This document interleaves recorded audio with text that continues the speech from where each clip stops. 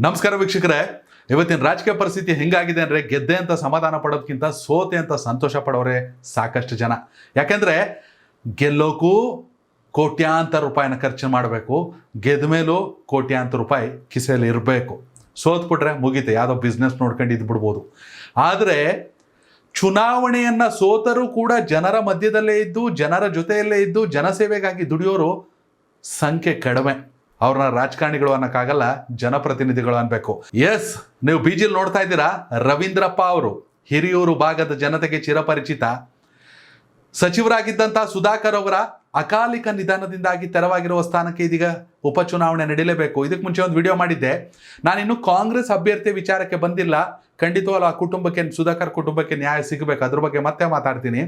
BJP ಅಭ್ಯರ್ಥಿ ತಿಪ್ಪಾರೆಡ್ಡಿ ಅವ್ರ ಮಗ ಆಯ್ಕೆ ಆಗಬಹುದು ಅನ್ನೋ ರೀತಿ ಒಂದು ಸ್ಟೋರಿ ಮಾಡಿದ್ದೆ. ಆದರೆ ಕರ್ನಾಟಕದಲ್ಲಿ BJP ಮತ್ತು JDS ಮೈತ್ರಿ ಇದೆ. JDSಗೆ ಅತಿ ಪ್ರಬಲವಾದ ಬೆಲ್ಟ್ ಚಿತ್ರದುರ್ಗ ಜಿಲ್ಲೆ ಹಿರಿಯೂರಲ್ಲಿದೆ.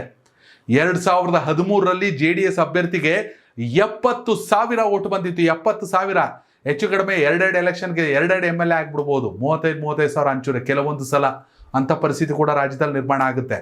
2013ರಲ್ಲಿ JDSಗೆ 70,000, 2018ರಲ್ಲೂ 42,000, 2023ರಲ್ಲಿ ಕಳೆದ ಸಾರ್ವತ್ರಿಕ ಚುನಾವಣೆಯಲ್ಲಿ, ಈಗ ನಾನೇನು ಮಾತಾಡ್ತಾ ಇದ್ದೀನಿ ಇದೇ ರವೀಂದ್ರಪ್ಪ ಅವ್ರಿಗೆ 38,000ಕ್ಕೂ ಅಧಿಕ ಮತ ಬಂದಿತ್ತು. ಹೀಗಾಗಿ NDA ಇಂದ JDS ಅಭ್ಯರ್ಥಿನ ಕಣಕ್ಕಿಳಿಸ್ಲಿ ಬಿಡಿ. ದಾವಣಗೆರೆ ದಕ್ಷಿಣದಲ್ಲಿ ಶ್ರೀನಿವಾಸ್ ದಾಸ್ ಕರಿಯಪ್ಪ ಅವರು BJPಯ ಕಟ್ಟಾಳ ಆಗಿದ್ರು ಕೂಡ ಅವ್ರನ್ನ NDA ಅಭ್ಯರ್ಥಿ ಅಂದರೆ JDS ಅಭ್ಯರ್ಥಿಗೆ ನಿಲ್ಲಿಸಿದ್ರೆ ಮುಸ್ಲಿಂನ ಮತ್ತಷ್ಟು ಮತಗಳು JDSಗೆ ಬರ್ತಿತ್ತು. ಯಾಕಂದರೆ ಅಲ್ಟಿಮೇಟ್ ಆಗಿ ಮುಸಲ್ಮಾನರು ತಮ್ಮ ಆಕ್ರೋಶದ ಓಟನ್ನ ಹೋಗ್ಬಿಟ್ಟು SDPIಗೆ ಒತ್ತಿದ್ರು ಹೊರತು BJPಗೆ ಒತ್ತಲಿಲ್ಲ.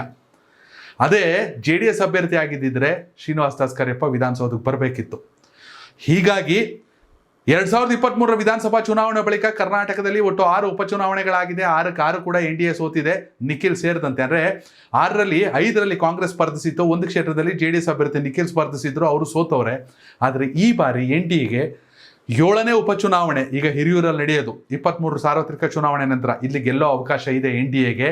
JDS ಅಭ್ಯರ್ಥಿನ ಕಣಕ್ಕಿಳಿಸಿದ್ರು ಕೂಡ ವಿದ್ಯಾವಂತರು ರಾಜಕೀಯಕ್ಕೆ ಬರಬೇಕು ಅಂದರೆ ಈ ಅಪ್ಪ ರವೀಂದ್ರಪ್ಪ ಅವರು civil engineer, BE civil engineer. PWD ಡಿಪಾರ್ಟ್ಮೆಂಟ್ನಲ್ಲಿ ಇರಿಗೇಷನ್ ವಿಭಾಗದಲ್ಲಿ, ನೀರಾವರಿ ವಿಭಾಗದಲ್ಲಿ ಸತತವಾಗಿ ಸೇವೆ ಮಾಡೋರೆ. ಇಡೀ ರಾಜ್ಯದಲ್ಲಿ 10ಕ್ಕೂ ಹೆಚ್ಚು ಜಿಲ್ಲೆಗಳಲ್ಲಿ ಲಿಫ್ಟ್ ಇರಿಗೇಷನ್ ವಿಚಾರದಲ್ಲಿ ಕೆಲಸ ಮಾಡಿರೋ ವ್ಯಕ್ತಿ ಇವರು. ರೈತರಿಗೆ ಏನು ಬೇಕಾಗಿರೋದು? ನೀರಾವರಿ. ರೈತರಿಗೆ ಏನು ಬೇಕಾಗಿರೋದು? ಕೆಲಸ. ಒಳ್ಳೆ ಮಳೆ ಆದರೆ ಒಳ್ಳೆ ಬೆಳೆ ಆಗುತ್ತೆ.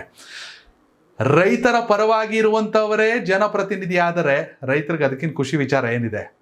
ದೇವೇಗೌಡರನ್ನ ಉತ್ತರ ಕರ್ನಾಟಕದಲ್ಲಿ ಇವತ್ತು ನೆನೆಸ್ಕೊಳ್ಳೋದು ನೀರಾವರಿ ವಿಚಾರಕ್ಕೆ. ಸಾಕಷ್ಟು ಜನರನ್ನು ರಾಯಚೂರಲ್ಲಿ ನಾನು ಮಾತಾಡಿಸ್ದೆ. 70 ಎಕರೆ ಜಮೀನಿದ್ರು ಒಪ್ಪತ್ತು ಊಟ ಇರಲಿಲ್ಲ. ದೇವೇಗೌಡರು ಪ್ರಧಾನಿಯಾದಾಗ ನೀರು ಬಂತು, ನಮ್ಮ ಮಣ್ಣಿಗೆ ಬಂಗಾರದ ಬೆಲೆ ಬಂತು, ನಾವೆಲ್ಲ ಅವ್ರ ಹೆಸರು ಹೇಳ್ಕೊಂಡು ಅನ್ನ ಉಣ್ತಾ ಇದ್ದೀವಿ ಅಂದರು. ಅದೇ ರೀತಿ ನೀರಾವರಿ ವಿಚಾರದಲ್ಲೇ ಮೇಧಾವಿ ಆಗಿರುವಂಥ ರವೀಂದ್ರಪ್ಪ ಯಾಕೆ ವಿಧಾನಸೌಧಕ್ಕೆ ಬರಬಾರ್ದು? BJP ಮತ್ತು JDS ಒಟ್ಟಾರೆಯಾಗಿ ನಿಂತ್ಕೊಂಡು ಇರುವಂಥ ಗೌಡ್ರು ಓಟು, ಗೊಲ್ರು ಓಟು ಅಂದರೆ ಯಾದವ್ ಸಮುದಾಯದ ಓಟು ಹೆಚ್ಚಾಗಿದೆ ಹಿರಿಯೂರು ಭಾಗದಲ್ಲಿ. ಒಟ್ಟಾಗಿ ನಿಂತುಬಿಟ್ಟು ಚುನಾವಣೆ ಮಾಡಿಬಿಟ್ರೆ ಖಂಡಿತವಾಗ್ಲೂ JDSಗೆ 2028ರ ವಿಧಾನಸಭಾ ಚುನಾವಣೆಗೂ ಮತ್ತೊಂದು ಸೀಟ್ ಬರುತ್ತೆ. ಎಲ್ಲಕ್ಕಿಂತ ಮುಖ್ಯವಾಗಿ ರೈತರ ಪರವಾಗಿ ಸೋತರು ಕ್ಷೇತ್ರದಲ್ಲೇ ಜನಸೇವೆ ಮಾಡಿಕೊಂಡು ಜನರ ಕಷ್ಟ ಸುಖಕ್ಕೆ ಸ್ಪಂದಿಸ್ಕೊಂಡಿರುವಂಥ ರವೀಂದ್ರಪ್ಪ, ಹಾಗೆ ನೀರಾವರಿ ವಿಚಾರದಲ್ಲಿ ಅಪಾರವಾದ ಜ್ಞಾನವನ್ನು ಪಡ್ಕೊಂಡಿರುವಂಥ ರವೀಂದ್ರಪ್ಪ ಸತತವಾಗಿ 60 ವರ್ಷ ರಿಟೈರ್ಡ್ ಆಗೋವ್ರಿಗೂ ಕೆಲಸ ಮಾಡಿಬಿಟ್ಟು ಆನಂತರದಲ್ಲಿ ಜನಸೇವೆ ಮಾಡಬೇಕು, ನಮ್ಮ ಊರಿಗೆ, ನಮ್ಮ ರೈತರಿಗೆ ಅಂತ ಹೇಳ್ತಾರಲ್ಲ, ಅಂಥವ್ರಿಗೆ ಅವಕಾಶ ಸಿಗಬೇಕು, ಅಂಥವ್ರು ವಿಧಾನಸೌಧಕ್ಕೆ ಬರಬೇಕು, ಅಂಥವ್ರು ಕೃಷಿ ಸಚಿವರಾಗಬೇಕು ನಿಜಕ್ಕೂ.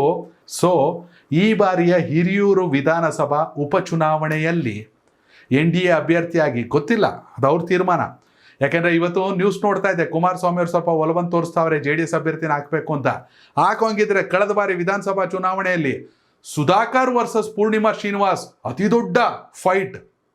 ಅವರಿಬ್ಬರ ನಡುವೆ ಕೂಡ 38,000ಕ್ಕೂ ಅಧಿಕ ಓಟನ್ನು ತಗೊಂಡಿದ್ರು ರವೀಂದ್ರಪ್ಪ. ಅಂದರೆ ಖಂಡಿತ ಈ ಸಲ ವಿಧಾನಸೌಧಕ್ಕೆ ಬರೋ ಅವಕಾಶ ಇದೆ. ಯಾಕಂದರೆ JDS ಬೆಲ್ಟ್ ಇದೆ ರೀ. ಅಲ್ಲಿ ಹೇಳಿದ್ನಲ್ಲ, 2013ರಲ್ಲಿ 70,000ದಷ್ಟು ಓಟ್ ಬಂದಿದೆ JDSಗೆ. ಸೊ ವೀಕ್ಷಕರೇ, ಹಿರಿಯೂರು ವಿಧಾನಸಭಾ ಕ್ಷೇತ್ರದ ಮತದಾರ ನೀವಾಗಿದ್ದಲ್ಲಿ NDA ಅಭ್ಯರ್ಥಿ ಯಾರಾಗಬೇಕು? BJಪಿಯಿಂದ ಕಣಕ್ಕಿಳಬೇಕಾ, JDS ಇಂದ ಕಣಕ್ಕಿಳಬೇಕಾ? ಕಾಮೆಂಟ್ ಮೂಲಕ ತಿಳಿಸಿ. ಧನ್ಯವಾದಗಳು. ಕನೆಕ್ಟ್ ಕರ್ನಾಟಕ, ಇದು ನಿಮ್ಮ ನೆಟ್ವರ್ಕ್.